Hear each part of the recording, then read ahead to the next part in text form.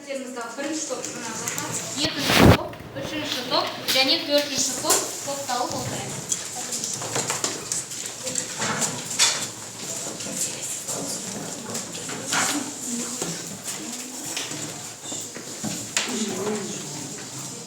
Жақсы балалар, бүгінгі сабағымызды бастау үшін мынау бейнероликке назар аударайық.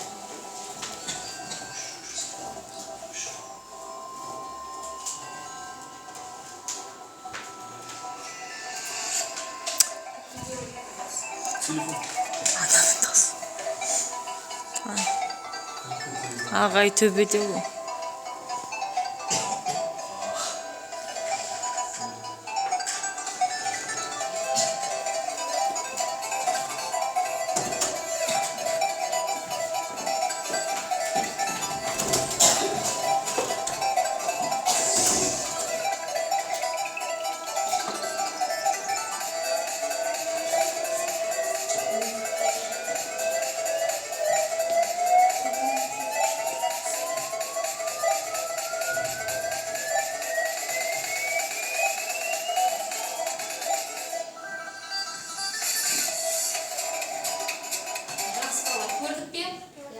Демек, бүгінгі сабағымыз не туралы болады екен? Қорық. Сабақтың тақырыбы Қазақстандағы қорықтар. Жарайды. Онда бүгінгі сабағымызда мынандай оқу мақсаттарымен жұмыс жасайды екенбіз балалар. Тұтас және аралас мәтіндердегі ақпараттарды салыстыру және тұрлаулы және тұрлаусыз сөйлем мүшелерінің сөйлем жасаудағы өзіндік орнын, қызметін түсініп қолдану. Тұрлаулы мүшелерді өттік, соның ішінде бүгінгі біздің ең негізгі қарастыратынымыз тұрлаусыз мүше, оның ішінде толықтауыш, толықтауыштың мағыналық түрлері. Түсінікті болды ма? Онда бүгінгі сабақтың бағалау критерийі тұтас және аралас мәтіндердегі ақпараттарды салыстырады, тұрлаулы және тұрлаусыз сөйлем мүшелерінің сөйлем жасаудағы өзіндік орнын, қызметін түсініп қолданады. Олай болатын болса, барлығымыздың алдымызда бірінші оқылым алды тапсырмасы тұр. Сонымен жұмыс жасаймыз. Бұл жерде балалар алдыларында мынандай сызба, диаграмма тұр. Сол жердегі мәліметтерді пайдаланып, не істейміз? Тапсырмада мәтінге болжам жасаймыз. Дескрипторымыз диаграмма, сызба арқылы мәтінге болжам жасайды және 3 нақты деректі түсіріп жазамыз. 2 минут уақыт беріледі. Кәне кеттік. Түсінікті болды ма тапсырма?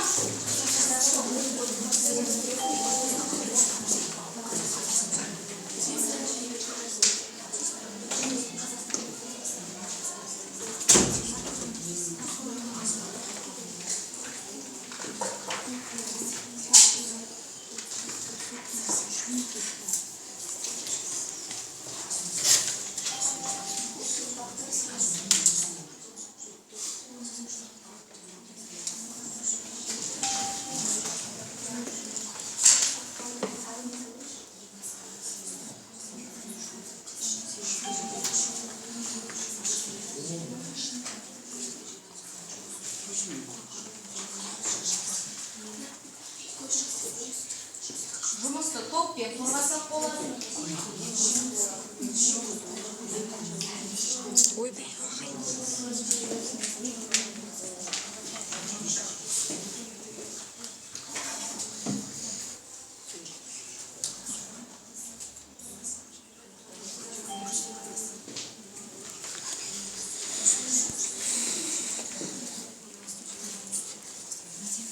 Топ жұмысын аяқтаса белгі берейік.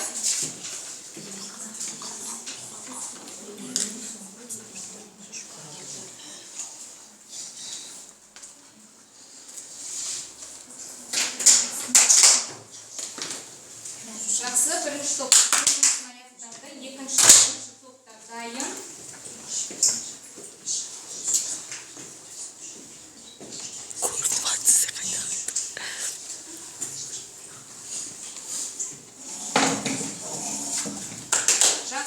Топта өз жұмысын аяқтады. Енді балалар, бірінші топ сөйлеп жатқанда қалған топтар не қыламыз? Тым дайынбыз. Себебі біз одан кейін бір-бірімізді топтық бағалау қошемет тәсілімен бір-бірімізді бағалап комментарий айтады екенбіз. Ал кәне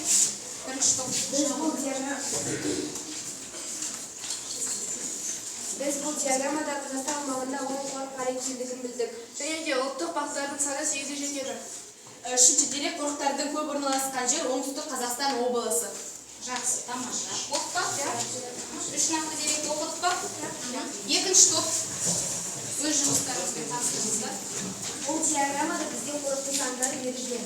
Яғни бірінші батыс Қазақстанда бір қорық, солтүстік Қазақстанда бір қорық, орталық Қазақстанда бір қорық, шығыс Қазақстанда 2, оңтүстік Қазақстанда 5 қорық орналасқан.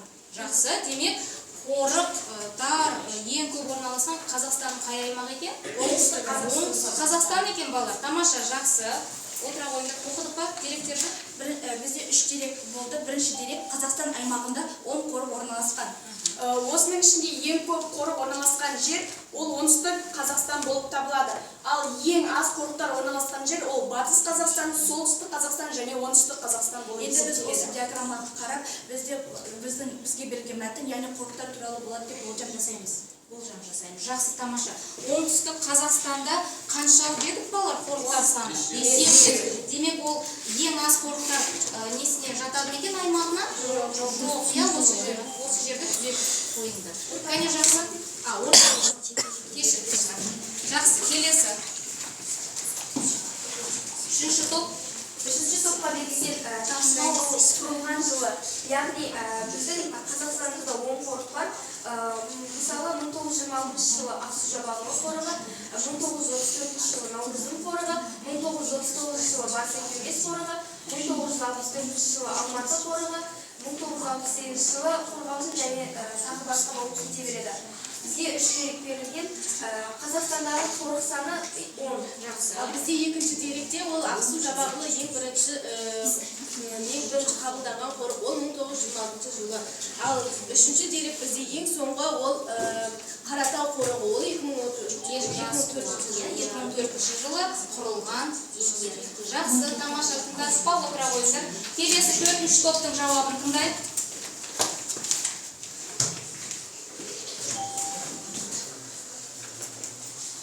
Қазақстан аумағындағы бұл диаграммада Қазақстан аумағындағы ең барлық қорықтарды жеке-жеке берілген.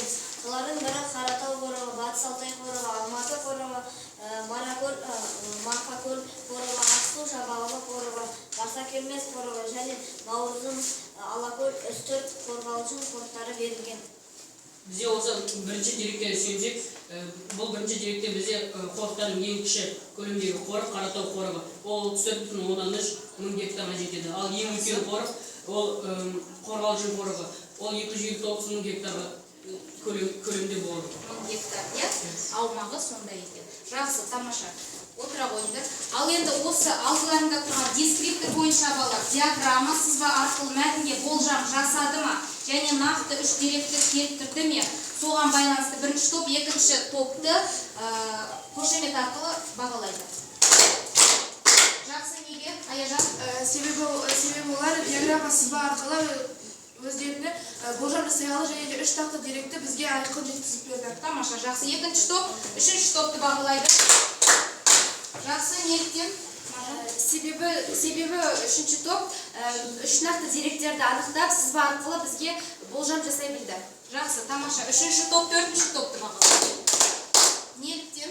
Себебі бізге 4-ші топ жақсы ақпарат ала білдік. Топтың 4-ші топты тыңдай отырып, жақсы ақпараттар алыңдар, нақты. Жақсы, 4-ші топ, 1-ші топты бағалайды. Неліктен, Мадия? Себебі бірінші топ бізге Қазақстан аумағындағы 10 нақты қорықтарды жеткізе білді. Қазақстан аумағындағы 10 қорық туралы Жеткізе білді. Жақсы, тамаша. Олай болатын болса, екінші тапсырмамызға көшейік.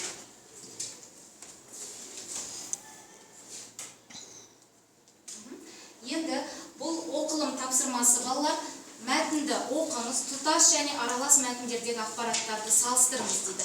Дескрипторымыз мәтіннің ерекшелігін жазады, диаграмма сызба түрінде берілген мәтіннің ерекшелігін жазады, үшіншісі ортақ белгілерін табады.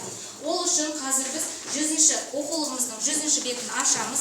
Біз жаңа мен берген тапсырмада мынау берген сурет немесе диаграммадан белгілі бір Қазақстан аумағындағы қорықтар туралы білдік пе балалар? Білдік. Иә, болжам жасадық па? Жасадық. Енді мәтіндегі оқулықта берген мәтінді оқып отырып, 2 минут уақыт беріледі. Диаграммадағы берген мәтіндермен не істейміз? Мәліметтермен салыстырамыз. Оны біз неге? Алдыларында тапсырма тұр. Мынау кестеге не қыламыз? Мынау тұтас мәтіннің ерекшелігін жазамыз. Мына жерге диаграммадағы берілген мәліметтерді жазамыз ерекшелігін және 2 мәтіннің ортақ белгісін жазамыз. Тапсырма түсінікті ме? Ал бастадық. 2 минут уақыт. Мәтінмен танысып шығамыз. Мәтінмен таныса отырып,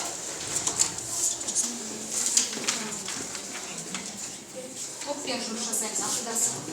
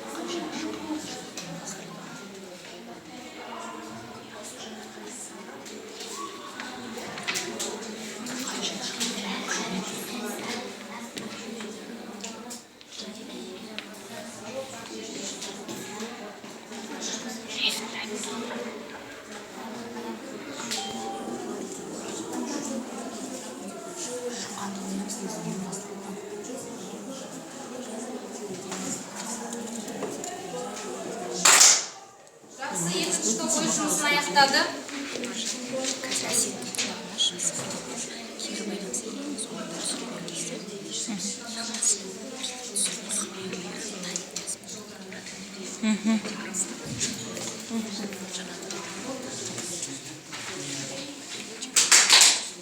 Жақсы, бірінші допты жұмысын аяқтады. Түсірмесін дайындап қалам олар. Үшінші топ өз жұмысын аяқтады. Жақсы, тамаша. Онда балалар топтан кім сөйлейді? Үшеуміз ба? Қалған топтар жауабымызды тыңдап отырамыз бір-біріміздің. Бізге мәтінде қорықтар туралы барлық мәліметтер болды. Әлі толық берілген. Диаграммада сызбада ол тек қай аумақта орналасқан туралы айтылған. Ортақ белгілер туралы айтылған. Қазақстан аумағындағы қорықтар туралы мәлімет алдық па? Алдық. Жақсы, тамаша, отырамыз. Екінші топ.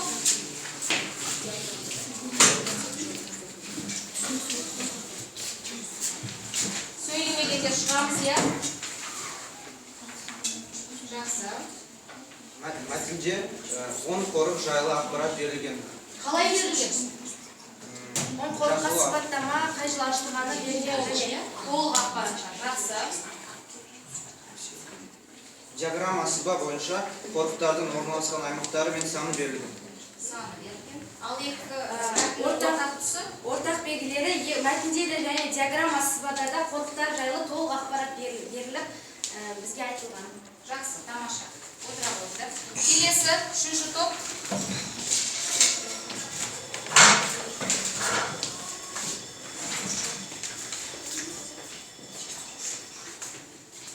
Бізге берілген мәтінде біз мәтінмен таныса отыра қорықтардың қай ауданда оның жер көлемі туралы таныстық. Жақсы. Диаграмма сызба арқылы бізге берген диаграмма қорықтардың тек жылы көрсетілген. ал екеуінің Қорықта қай жылы құрылғандығы, ұйымдастырылғандығы жөнінде айтылған. ал екеуінің ортақ белгілері екі мәтінде де қорықтар жайлы көрсетілген және олардың жылдары анық берілген. Жақсы, тамаша. 3-ші топ, 4-ші топ. Бізде мәтінде Қазақстанда 10 қорық бар және біз мәтінді оқи отырып қай жылы ұйымдастырылғанын білдік. Диаграммада Қазақстандағы қорықтардың көлемі туралы айтылған. Және екеуінде ортақ белгілері мәтінде де диаграммада да Қазақстанның қорықтары туралы бізге айтылған. Жақсы, тамаша. 4 топты да тыңдадық, иә? Ал енді осы оқылым тапсырмасын біз балалар бас бармақ әдісі арқылы топтардың жауаптарын бағалап жүрейік. Бірінші топ, екінші топты бағалайды, кәне? Неліктен? Олай? Әсет? Мәтіннің ерекшелігі бізге айта білді және диаграмма сызбаның бізге берілген мәтіннің ерекшелікті ортақ белгілерін тапты. Жақсы, тамаша. Екінші топ, үшінші топты бағалайды. Бас бармақ, Камая? Үшінші топ бізге мәтіннің ерекшелігі мен диаграммада берілген мәтіннің ерекшелігін түсіндіріп айтты және де олардың ортақ белгілерін жазып айтып берді. Жақсы, тамаша. Үшінші топ, төртінші топты бағалайды бас бармақ әдісі арқылы. Неліктен Перизат айтады? Себебі олар мәтін мен диаграмманың екеуінің айырмашылығын және ортақ белгілерін бізге нақты түсіндіріп берді. Бере білді ғой, иә? Жақсы, дескрипторларды неге назарға алыңдаршы? Төртінші топ, бірінші топты бағалайды. Ердос. Ол топ бірінші топ мәтіннің ерекшелігін жазды және де ортақ белгілерін бізге айта білді. Жақсы, тамаша. Сондықтан да бас бармағымызбен бағалайды екенбіз. Жарайды, балалар. Енді тапсырманы орындадық. Енді бізде әрқашанда лексикалық тақырыбымызбен қоса грамматикалық тақырыбымыз да бірге жүреді екен. Алдыңғы сабақтардағы грамматикалық тақырыбымыз не еді? Бұрылаулы мүшелер.